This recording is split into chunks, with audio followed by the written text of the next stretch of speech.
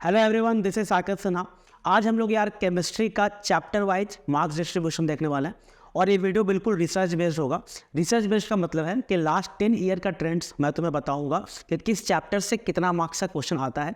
Last 10 year का हम लोग कंपैरिजन देखने वाला है और उसके बाद 2024 का पेपर देखेंगे किस चैप्टर से कितना मार्क्स का क्वेश्चन आया है। उसको हम लोग कंपेयर करेंगे कि लास्ट 10 ईयर्स का जो ट्रेंड है वो 2024 में फॉलो हुआ है कि नहीं। तो यार ये वीडियो जो है इंपॉर्टेंट होने वाला है, लास्ट तक मेरे साथ बने रहना। एटलीस्ट 1.5x पे चलाना अगर जल्दी में हो तो, लेकिन लास्ट तक जरूर देखना, क्योंकि अगर हम लोग को पता हो कि किस चैप्टर से ज़्यादा मार्क्स का क्वेश्चन आ रहा है, किस चैप्टर से कम मार्क्स का क्वेश्चन आ रहा है, या कौन सा चैप्टर है जो थोड़ा इजी है और उसमें मार्क्स गेन करना थोड़ा इजी है, तो हम लोग अपना टाइम को अच्छे से मैनेज कर सकते हैं। देखो, तुम्हें कोई एक सब्जेक्ट नहीं पढ़ना है, तुम्हारे पास बहुत सारे सब्जेक्ट पढ़ने को है और वो तुम्हारे पास टाइम लिमिटेड है, तो तुम्हें अपना टाइम को मैनेज करना होगा। स्कूल ट्यूशन के साथ साथ तुम्हें सेल्फ स्टडी भी मैनेज करना है। तो अगर तुम्हें पता रहे कि किस चैप्टर से ज़्यादा मार्क्स का क्वेश्चन आता है, तो तुम लोग अपना स्टडी को इफेक्टिवली मैनेज कर सकते हो और ज़्यादा टाइम उन चैप्टर्स को दे सकते हो जिनका मार्क्स डिस्ट्रीब्यूशन ज़्यादा है। ठीक है, मार्क्स डिस्ट्रीब्यूशन देखेंगे, 2024 का कंपैरिजन देखेंगे, फिर मैं अपने एक्सपीरियंस से तुम्हें बताऊंगा कि कौन सा इजी चैप्टर है, कौन सा मीडियम लेवल चैप्टर है और कौन सा थोड़ा हार्ड चैप्टर हो जाता है। ठीक है, तो हम लोग वीडियो को स्टार्ट करते हैं। तो टोटल 100 मार्क्स का क्वेश्चन आता है, जिसमें से तुम्हें 80 मार्क्स का अटेम्प्ट करना होता है। ठीक है, सेक्शन ए 40 मार्क्स का और सेक्शन बी 60 मार्क्स का होता है, जिसमें 40 मार्क्स का तुम्हें अटेम्प्ट करना होता है। 2024 में भी यही पैटर्न फॉलो हुआ था। 80 मार्क्स का तुम्हें अटेम्प्ट करना होता है। टोटल 100 मार्क्स का हम लोग एनालिसिस देखने वाले हैं। ठीक है, टोटल कैलकुलेट करोगे तो अराउंड 100 का आएगा जितना हम लोग एनालिसिस देखने वाले हैं। ठीक है, तो सबसे इंपॉर्टेंट चैप्टर जो तुम्हारा सिलेबस का है वो है ऑर्गेनिक केमिस्ट्री, और इससे जनरली 16 से 18 मार्क्स का क्वेश्चन, जनरली 16 से 18 मार्क्स का इसी रेंज में जनरली आता है। 16 मार्क्स मिनिमम आ गया, कभी 18 आ गया, हो सकता है 14-15 भी आया हो, लेकिन जनरली ऑन एन एवरेज अगर हम लोग देखें तो इतना मार्क्स का क्वेश्चन आता है। और पेपर पैटर्न जो मैंने एनालाइज किया है वो इस पर किया है। ठीक है, जो 100 मार्क्स का तुम्हारा हर बार आता है उस पर मैंने एनालिसिस किया है।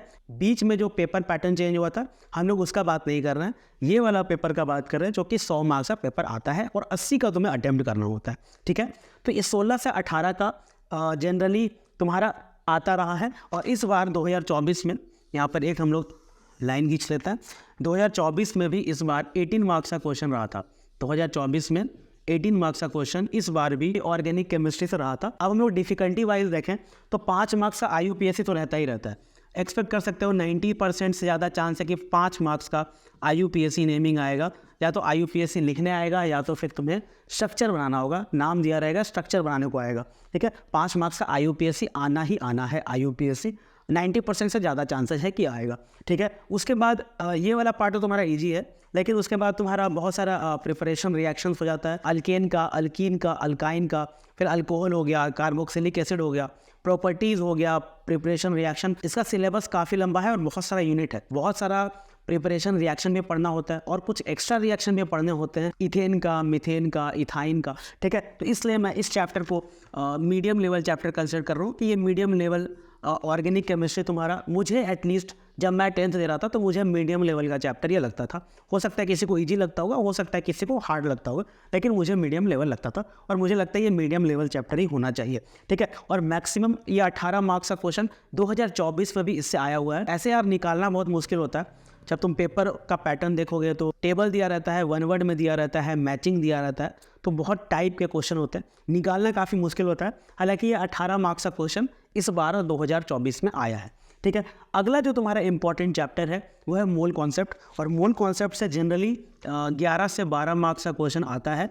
11 से 12 मार्क्स का क्वेश्चन आता है। इसमें तुम्हें एवोगाड्रोस लॉ पढ़ना है, गे-लुसाक लॉ पढ़ना है और बहुत सारा इसमें न्यूमेरिकल होता है। थोड़ा इजी टाइप का भी होता है, मीडियम टाइप का भी होता है और हार्ड टाइप का भी होता है। तो सेक्शन ए में जनरली जैसे तुम्हारा MCQ हो गया, जो 15 मार्क्स का MCQ इस बार आया था, MCQ में जनरली इजी वाला आएगा। या सेक्शन ए में जनरली ऐसा होता है कि इजी न्यूमेरिकल आता है, लेकिन सेक्शन बी में थोड़ा डिफिकल्ट टाइप का न्यूमेरिकल हम लोग देख सकते हैं। तो 11 से 12 मार्क्स है जनरली मोल कॉन्सेप्ट में ऑन एन एवरेज आता रहा है ट्रेंड के हिसाब से। और इस बार 2024 पे 10 मार्क्स का क्वेश्चन मोल कॉन्सेप्ट से आया था। इसमें यार बहुत टाइप के न्यूमेरिकल होते हैं, इजी भी होता है, मीडियम भी होता है, हार्ड भी होता है। हालांकि 11th में भी तुम्हें यह चैप्टर पढ़ना है, लेकिन जिस समय मैं 10th में था मुझे यह चैप्टर काफ़ी हार्ड लगता था। हालांकि मैंने बहुत प्रैक्टिस किया था, तो हम लोग इसको मीडियम से हार्ड लेवल चैप्टर कह सकते हैं, क्योंकि इसमें बहुत ज़्यादा न्यूमेरिकल्स बहुत ज़्यादा है और कुछ काफ़ी हार्ड लेवल का भी न्यूमेरिकल्स है। अगर हम लोग 10th के बच्चे के नज़रिए से देखें तो थोड़ा हार्ड लेवल न्यूमेरिकल भी होता है, ठीक है। इसलिए मैं इसे मीडियम से हार्ड लेवल के कैटेगरी में डाल रहा हूँ। अगला है एसिड, बेसेज एंड सॉल्ट। इसमें भी एसिड का प्रॉपर्टी, बेस का प्रॉपर्टी, सॉल्ट का प्रॉपर्टी, उसके बाद एसिड का प्रिपरेशन रिएक्शन रहेगा, बेसेज का रहेगा, सॉल्ट का रहेगा। डिफरेंट टाइप ऑफ रिएक्शन है, combination reaction, displacement reaction, double displacement reaction, neutralisation reaction. तो काफ़ी ज़्यादा इस चैप्टर में भी काफ़ी ज़्यादा पढ़ना है। तो मैं कहूँगा कि जल्दी मीन्स ये जो इंपॉर्टेंट 3 चैप्टर हैं इसे तुम जल्दी स्टार्ट करो पढ़ना, और 2-3-4 बार इसका जब रिवीजन हो जाएगा तो सब लगभग तुम्हें याद हो जाएगा, ठीक है। एसिड, बेसेज एंड सॉल्ट तुम्हारा 12 से 13 मार्क्स का क्वेश्चन इससे ऑन एन एवरेज आता है, कभी 12 का कभी 13 का, ठीक है। 12 से 13 on an average last 10 year का ट्रेंड के हिसाब से। और इस बार 14 मार्क्स का क्वेश्चन आया हुआ है, ठीक है। 14 मार्क्स का क्वेश्चन 2024 में आया हुआ है। तो लगभग अगर हम लोग अभी तक का ट्रेंड देखें तो लगभग मैच हो ही रहा है। 2025 में भी तुम लोग एक्सपेक्ट कर सकते हो कि यही टॉप 3 रह सकता है, ठीक है, टॉप 3 रह सकता है। अगला है इलेक्ट्रोलाइसिस। इलेक्ट्रोलाइसिस से 8 से 10 मार्क्स का क्वेश्चन जनरली आता है, और एसिड, बेसेज एंड सॉल्ट को मैं मीडियम लेवल चैप्टर कह सकता हूँ। मीडियम लेवल चैप्टर है। इलेक्ट्रोलाइसिस ईजी से मीडियम लेवल चैप्टर है, ठीक है, ईजी से मीडियम लेवल चैप्टर है। इस बार 11 मार्क्स का क्वेश्चन इलेक्ट्रोलाइसिस से आया हुआ है, और कंपैरेटिवली अगर हम लोग देखें तो इलेक्ट्रोलाइसिस थोड़ा छोटा और थोड़ा ईजी है इन 3 चैप्टर से। मुझे ऐसा लगता है एसिड, बेस एंड सॉल्ट में थोड़ा रटने का पार्ट ज़्यादा है, रिएक्शन ज़्यादा है। हालांकि एक बार समझ में आ गया तो हो जाता है, लेकिन एसिड, बेस एंड सॉल्ट के बाद अगर हम लोग कंपेयर करें इलेक्ट्रोलाइसिस से तो इलेक्ट्रोलाइसिस थोड़ा इजी टॉपिक है एसिड, बेस एंड सॉल्ट से, ठीक है। अगला मेटलर्जी। मेटलर्जी से 9 से 10 मार्क्स का क्वेश्चन जनरली मेटलर्जी से भी रहता है। लगभग इलेक्ट्रोलाइसिस जितना ही इंपॉर्टेंट ये चैप्टर भी है, ठीक है। और इस बार भी 10 मार्क्स का क्वेश्चन रहा है 2024 में। मेटलर्जी से 10 मार्क्स का क्वेश्चन रहा है, और मेटलर्जी भी ईजी से मीडियम लेवल का चैप्टर है। हालांकि थोड़ा बोरिंग चैप्टर है, थोड़ा रटने वाला पार्ट इसमें भी काफ़ी ज़्यादा है। मेटल, नॉन मेटल के बारे में पढ़ना है, ओर के बारे में पढ़ना है, एलुमिना पढ़ना है, एलुमिना का एक्सट्रैक्शन प्रोसेस, तो थोड़ा सा रिएक्शन इसमें भी है। हालांकि ईजी से मीडियम लेवल का टॉपिक हम लोग कह सकते हैं अगर हम सबसे कंपेयर करें तो, ठीक है। ये हो गया तुम्हारा मेटलर्जी। अगला है केमिकल बॉन्डिंग, पीरियोडिक टेबल। तो पीरियोडिक टेबल 9 से 10 मार्क्स का क्वेश्चन।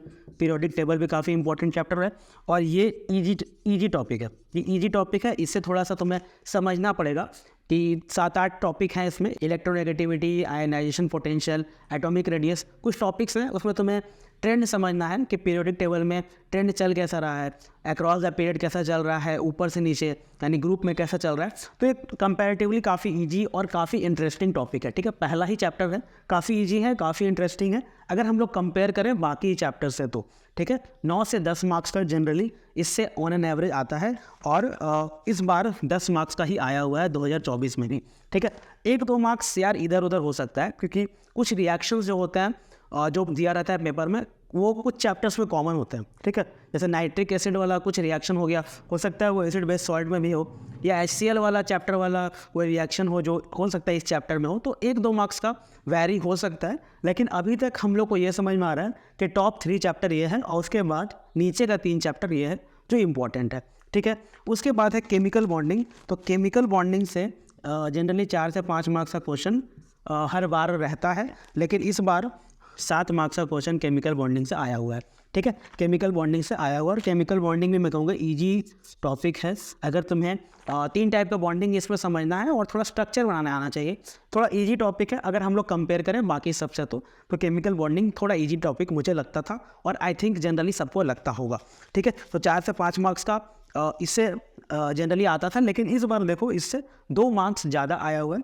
लेकिन अगर हम लोग डिक्रीजिंग ऑर्डर में देखें तो ऑलमोस्ट लगभग सेम ही है, जितना पहले आता था लगभग मार्क्स डिस्ट्रीब्यूशन उतना ही है लगभग सब चैप्टर्स का। अगला टॉपिक है HCl। तो HCl से तुम्हारा 4 से 5 मार्क्स का जनरली हम लोग मान सकते हैं कि पहले आता रहा है, और इस बार भी 4 मार्क्स का क्वेश्चन आया है। इसमें भी काफ़ी रिएक्शंस हैं, प्रिपरेशन रिएक्शन है, फिर तुम्हारा इसमें इंपॉर्टेंट हो जाता है तुम्हारा फाउंडेशन एक्सपेरिमेंट वाला है, सॉल्युबिलिटी वाला पार्ट जो है वो थोड़ा इंपॉर्टेंट हो जाता है, और 4 से 5 मार्क्स तक जनरली HCl से आता है। अगला है हमारा नाइट्रिक एसिड। तो नाइट्रिक एसिड से जनरली 4 से 5 मार्क्स का क्वेश्चन रहता है नाइट्रिक एसिड से, और इस बार 2 मार्क्स का क्वेश्चन नाइट्रिक एसिड से आया हुआ है, ठीक है। तो इस बार का ट्रेंड नाइट्रिक एसिड में फॉलो नहीं हुआ है, नाइट्रिक एसिड में थोड़ा कम मार्क्स का क्वेश्चन आया हुआ है, ठीक है। तो नीचे वाला ये जो पार्ट है ना, HCl और नाइट्रिक एसिड, ये थोड़ा लास्ट में पढ़ोगे तो भी चलेगा।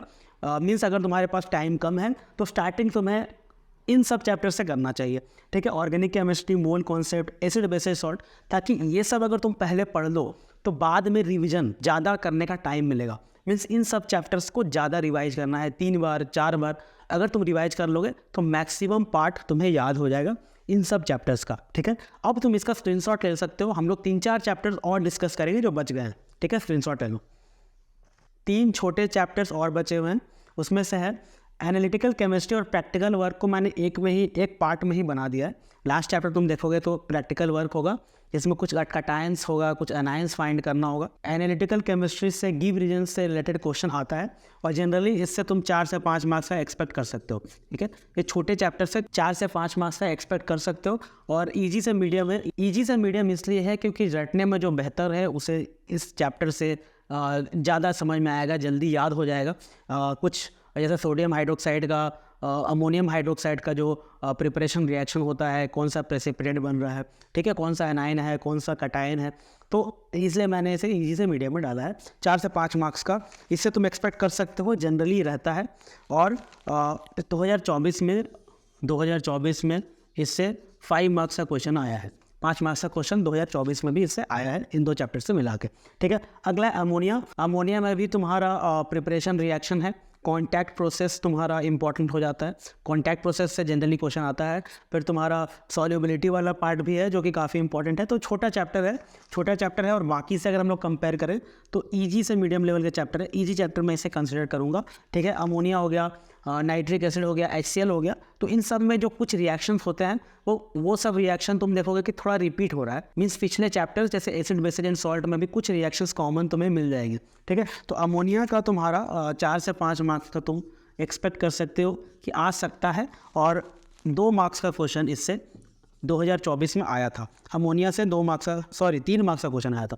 3 मार्क्स का क्वेश्चन अमोनिया से आया हुआ था, 3 मार्क्स का क्वेश्चन अमोनिया से आया था। और H2SO4 ये भी सिमिलर टाइप का ही चैप्टर है, इसमें भी प्रिपरेशन रिएक्शन इंपॉर्टेंट है, कॉन्टैक्ट प्रोसेस इसमें इंपॉर्टेंट है, इसका भी 4 से 5 मार्क्स का ही जनरली आता है। और इस बार आया हुआ है 6 मार्क्स का क्वेश्चन H2SO4 से, ठीक है। तो जहाँ पे थोड़ा कम हुआ है, जैसे 1-2 मार्क्स अमोनिया में कम हुआ है तो H2SO4 में आ गया है। प्रिसाइसली हम लोग को ये नहीं पता करना है कि इतना मार्क्स का ही क्वेश्चन आ रहा है या इससे ज़्यादा आ रहा है, या इससे 9 मार्क्स का ही आएगा, इससे 10 का ही आएगा, इससे 12 का ही आएगा, वो हम लोग कर भी नहीं सकते। तुम लोग को बस ऑब्जर्व करना है कि तुम्हारे लिए इंपॉर्टेंट क्या है। Means distribution of marks generally किससे ज़्यादा रहता है।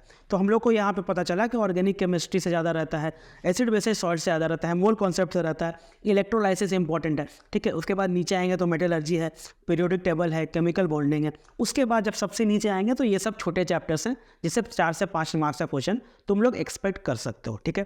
तो इसी के साथ हम लोग अब वीडियो को एंड करते हैं। आई होप यार कि ये वीडियो तुम्हें पसंद आया होगा। ऐसे ही डिफरेंट वीडियोज़ मैंने अपलोड किए हुए हैं। मैथ्स के भी मैंने कुछ थ्योरी प्लस क्वेश्चन डिस्कस किया है, कंप्यूटर के भी मैंने कुछ थ्योरी पार्ट डिस्कस किए हुए हैं, और भी इंपॉर्टेंट टॉपिक्स चैप्टर्स वाले वीडियोस मैंने डिस्कस किए हुए हैं, ठीक है। वीडियो पसंद आया हो तो लोगों के साथ शेयर करना, दोस्तों के साथ शेयर करना। अगर पसंद नहीं आया है तो डिसलाइक करना, कमेंट करके जरूर बताना कि वीडियो तुम्हें कैसा लगा, ठीक है। रिव्यू जरूर देना। अब मिलते हैं अगले वीडियो में, बाय बाय।